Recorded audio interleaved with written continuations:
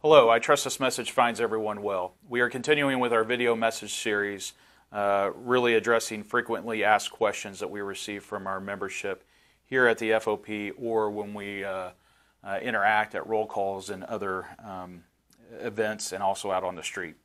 First off, I want to give an update, continuing with the No Shave fundraiser for cancer awareness. I really appreciate seeing all those who are participating in the really awesome numbers that are coming together to make a sizable donation to a very good cause.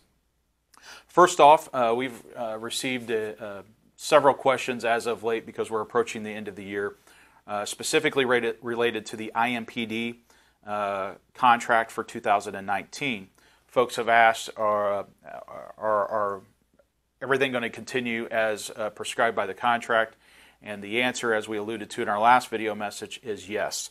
So for 2019, the contractual pay increases are fully funded in the 2019 budget, as well as all other contractual obligations. So everything remains as prescribed via the contract.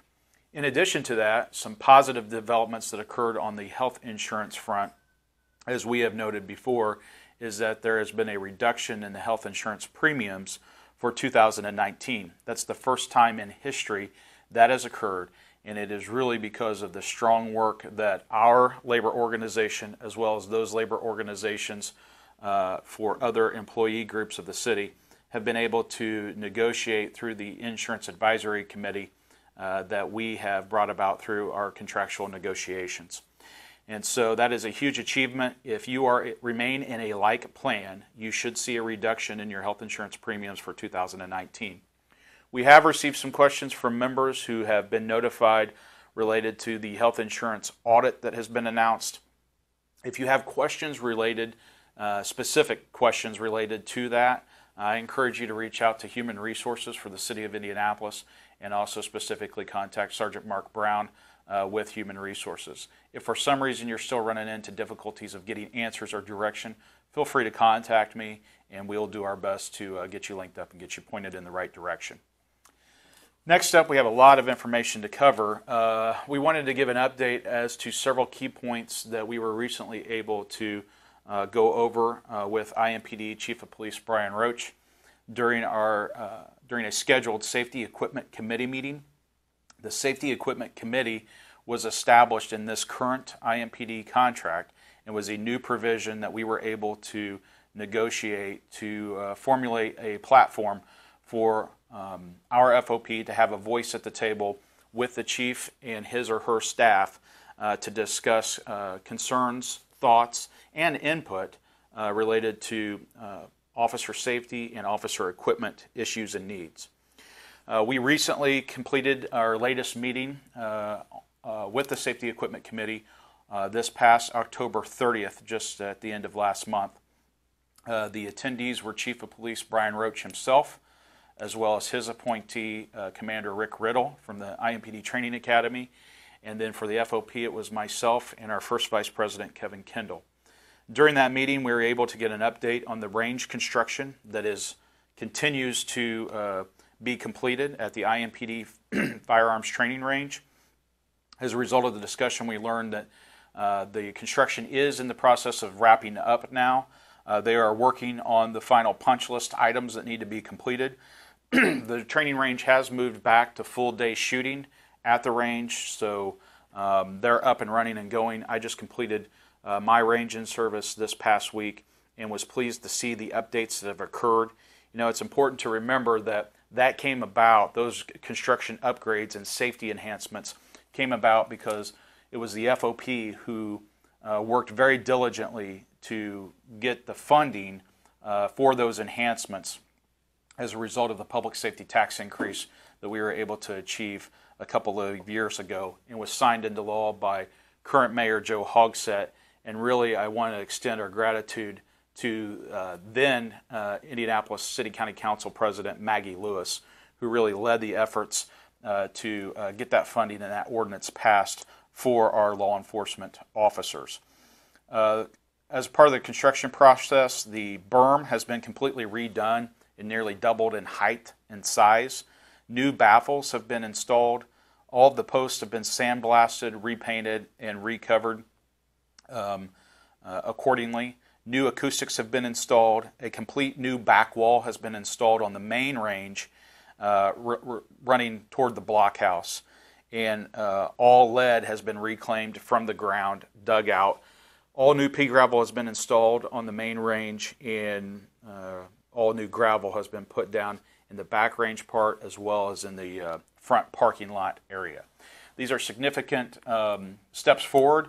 There are more steps that need to be taken. We are in discussions on that, specifically related to the TAC bays and the rifle range component and the end of the berm area as well. Speaking of patrol rifles, we also had a discussion of that. In many of the roll call visits that I have had as of late, this has been a consistent question that has been asked, especially from newer officers, generally focused on middle shifts, because they have come online and there have not been any patrol rifle schools as of late. That is due to the fact that we've had this range construction in process.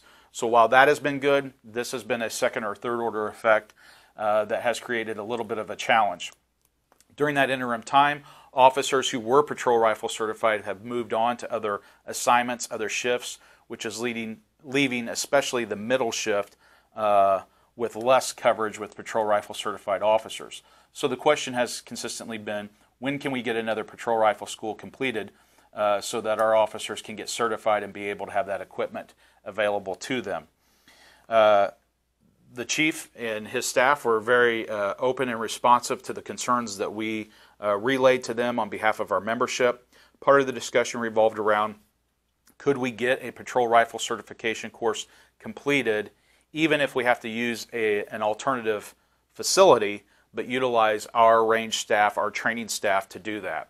The chief is very open to that. In fact, he has directed Commander Riddle to at least inquire and pursue alternative locations, one of which they are considering and reaching out to is the Carmel Firearms Training Range that has the capacity to host a 100-yard plus rifle certification course. The chief also offered to consider maybe prioritizing those middle shift applicants for that school if we think, if the numbers show that that's a prudent step to take. In addition, the chief also inquired to us about the idea of possibly having an abbreviated curriculum for the patrol rifle certification course, focusing on those officers who have prior rifle experience, whether it be from another law enforcement agency of an officer who has made a lateral transfer into the IMPD, or our military veterans who have returned from service have that experience, can demonstrate the proficiency. We just need to step through the process of defining what that abbreviated course would look like and also what the requirements are to be able to participate in that. The next item that we got an update on was the less lethal munitions. Here again, that the FOP advocated for 2 years ago following many active shooter incidents, especially with mental health challenges that we face in other circumstances with edged weapons and the like. The chief was able to confirm, and Commander Riddle was also able to confirm, that all less lethal platforms have been trained upon and distributed and are distributed throughout the city. So that is a significant step forward. What we then suggested was that we get with our sister agencies within Marion County and perhaps surrounding counties to discuss our less lethal platform, what our policies are related to that, and what our practices are for deployment, so that all agencies are on the same page if an IMPD officer deploys that equipment, and there's a common awareness of what the pattern or what the policy and the practice would be for that deployment. The next issue that we discussed relates to body-worn cameras. I have been in a lot of conversation with officers on their thoughts of the equipment.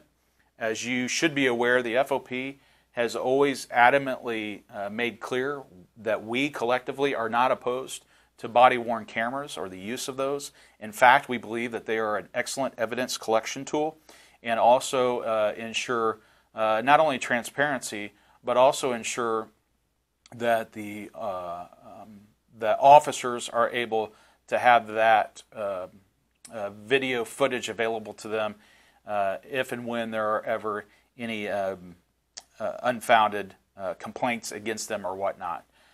Many officers I talked to have said that they wish that they had body-worn cameras available to them.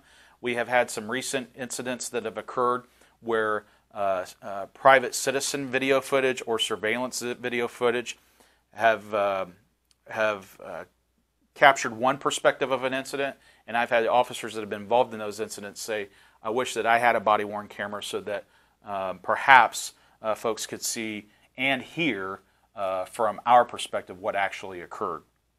In the discussions about that, though, what we have always said is we're not opposed to them, but there are a lot of unanswered questions specifically related to the funding for the equipment, as well as data storage, policy issues, and all those other things that come into play.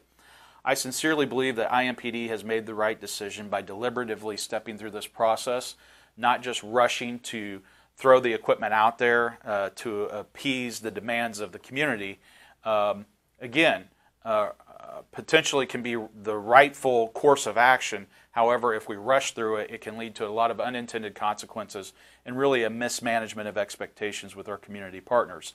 Instead, we have taken a very deliberative steps to pilot some platforms, have additional policy discussions, and also seek best practices from other agencies that are already utilizing the equipment. Because we have done that, we've avoided a lot of unnecessary challenges and hurdles. As a result of that, the Chief is looking at potentially formulating a large pilot program for the body-worn cameras as early as potentially in 2019. What he is looking at is again, potentially seeking an RFP to identify the top 3 vendor options for us, maybe pulling in as many as 40 to 50 body-worn cameras per vendor, and then having that equipment dedicated to a specific district. So East District may have one vendor, 40 to 50 cameras. North District may have another vendor, 40 to 50 cameras, etc., and so on. In doing that, it would allow us to truly pilot, test not only the equipment, but the various vendor options and identify what may very well work best for the IMPD. Again, we expect that if we were to do something such as that, we would really need to manage expectations moving forward with that, and be forthright that it may be something that still is not appropriate for us to be able to do at this point in time. But I think the consistent agreement is that it's definitely a piece of equipment that is a piece to the puzzle. It's not a solve everything kind of magic formula, but it's a piece to the puzzle to at least consider and evaluate. Another issue that we discussed with the Chief was stepping forward with one of the components from the Principles of Progress that we have submitted to the Chief over the summer, and specifically focusing on a well-rounded policy, formalized policy, general order related to release of information on officers. We saw this past May when photographs of officers were released without the Chief's permission, and the concerns that raises not only for the safety of our officers but also their families. In that, what we are discussing is what should a formalized policy really look like that specifically articulates what will be and what will not be released by the agency to ensure that we balance transparency with the safety of our employees. In addition, the Chief also brought to us his concern about the growing number of needle sticks that officers are experiencing through the course of their responsibilities, especially search incidents to arrest, patting suspects down, and with the growing, continuing opioid epidemic, many more officers are receiving injuries from needle sticks from syringes. The Chief put forward the idea of seeking puncture-resistant gloves that could be utilized for officers that would be utilized specifically during searches and pat-downs and then taken back off. He showed us models that really kind of look like almost like a Kevlar work glove. They would just be put on for those searches, then taken back off, but they're reusable, not disposable. He is also in discussions potentially with the Health Department to look at potential grant funding to where our goal would be to provide a pair of those gloves to every officer on the agency. Another issue of significant concern has been what will be the next model vehicle for our fleet to transition to. If you were not aware, Ford has intimated to its clients that they very well will not continue the Ford sedan model in 2019 and beyond. As a result, the chief is trying to step through what would the next model look like. We had discussion related to the Ford Explorer utility vehicle that will still be available. Our FOP has advocated for that vehicle model. We have seen through peer FOPs throughout the country, many large urban departments have fully converted over to the utility vehicle platform for their fleet. One of the main reasons is for the space, as well as the all-wheel drive capabilities in inclement weather conditions.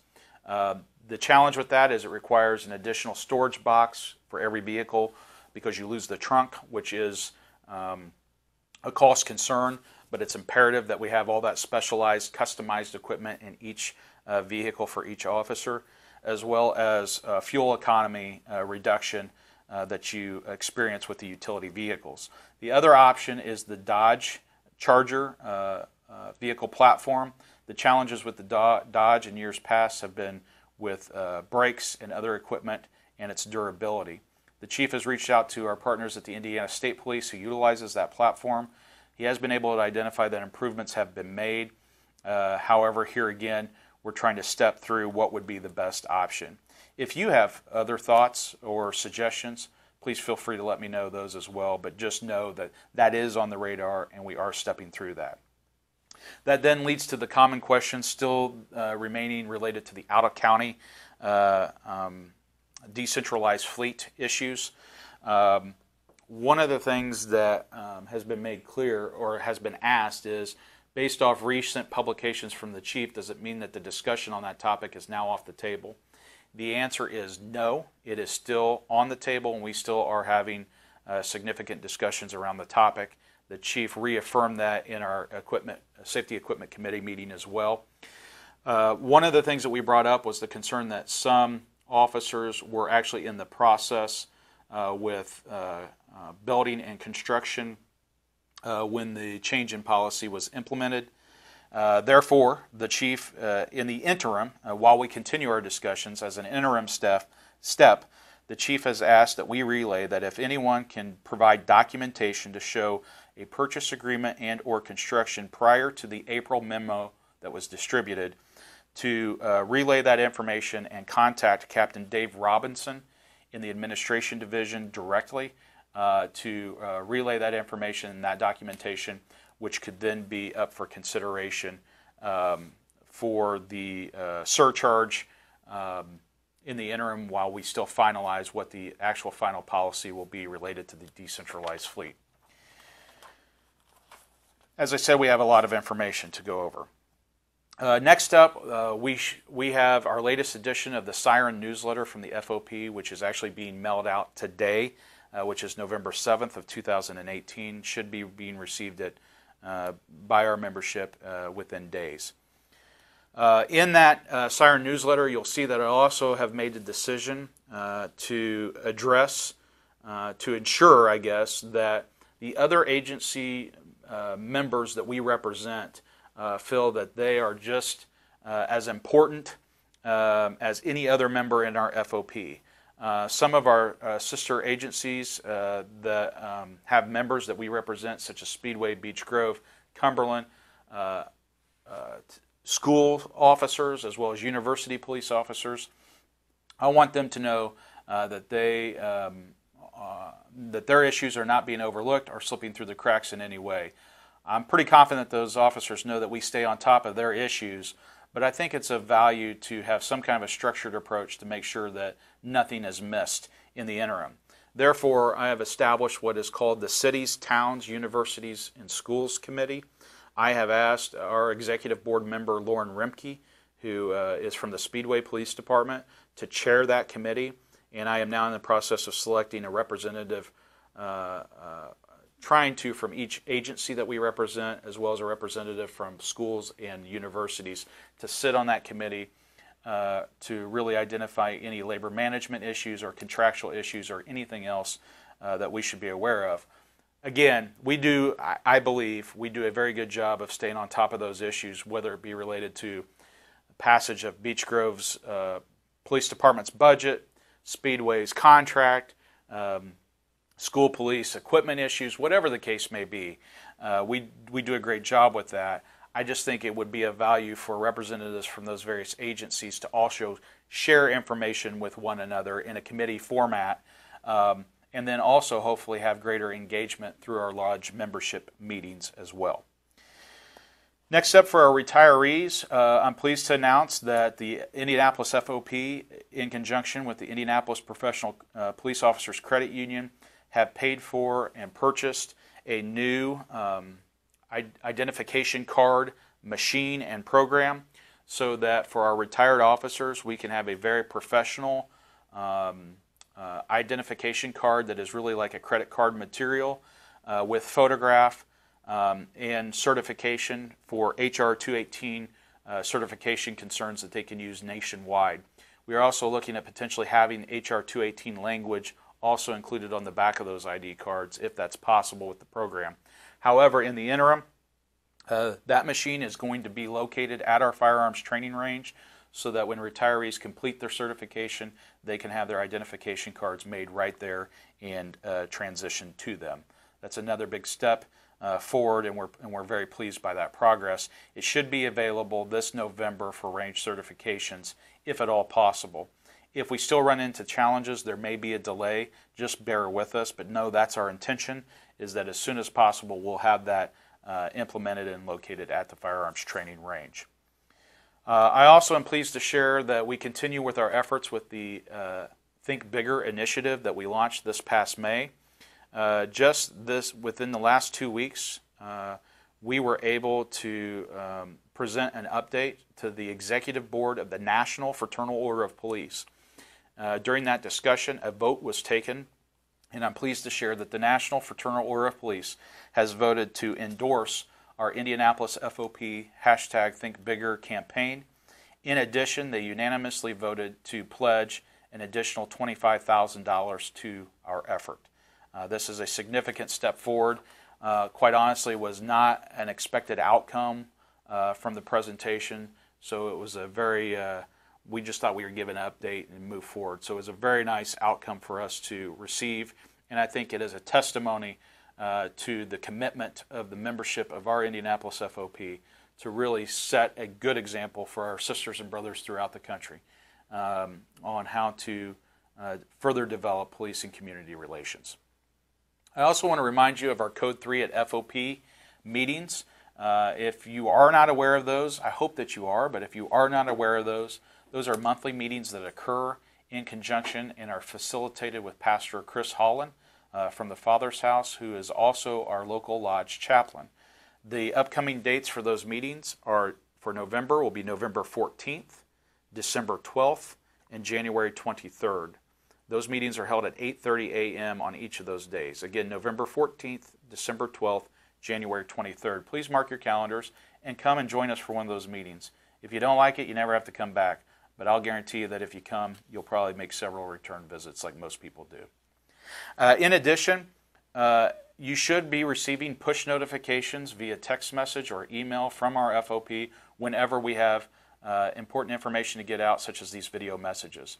If you are not receiving those from the FOP, you can sign up for that by completing one of these registration cards.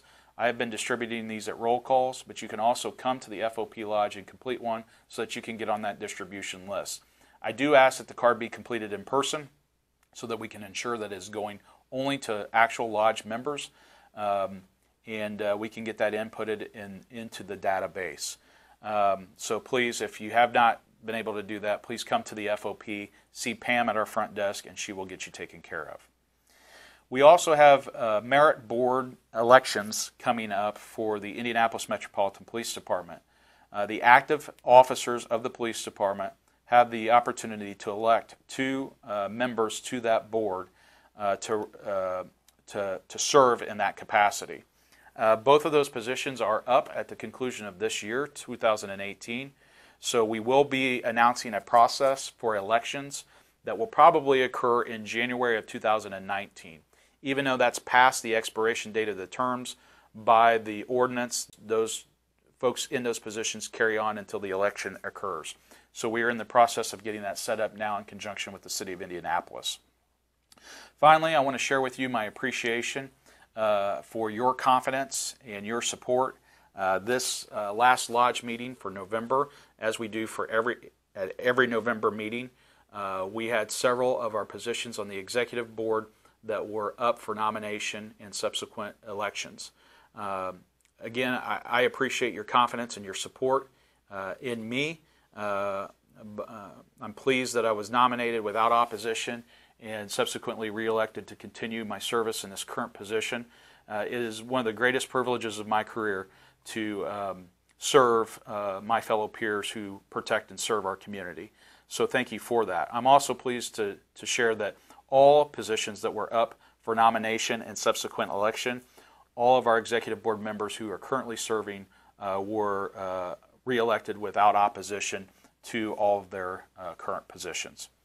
With that, I would just say, again, as always, stay safe. Please reach out to me if you have any questions or thoughts or concerns. Also, follow me on Twitter at Rick, FOP86, for the latest breaking news as it becomes available. And as always, keep looking up, and I hope to see you at a roll call soon.